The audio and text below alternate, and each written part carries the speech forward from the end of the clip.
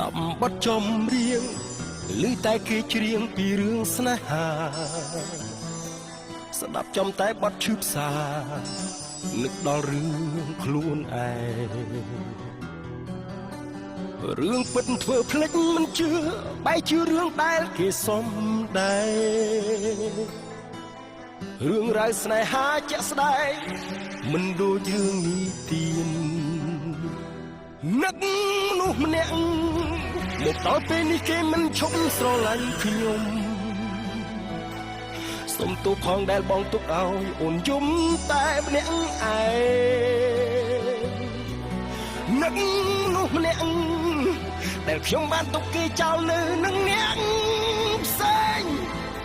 ពេលនេះចង់ជួបហើយចង់ឮសំឡេង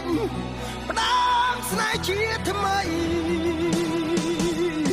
ពេលនេះអូននៅតែម្នាក់ឯងបងនៅក្បែរគេដឹងច្បាស់ថាគ្មានអ្នកណាដូចអូនទេល្អនឹងបងបើបងចង់វិលវិញក្នុងពេលនេះបានទេនួនល្អងចង់សុំទោសអូនរាប់រយពាន់ដងបងដឹងខុសហើយនឹកមនុស្សម្នាក់មកដល់ពេលនេះគេមិនឈប់ស្រឡាញ់ខ្ញុំ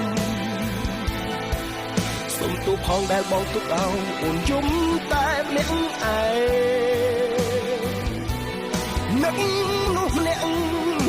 ដែលខ្ញុំបានទុកគេចោលនៅនឹងអ្នក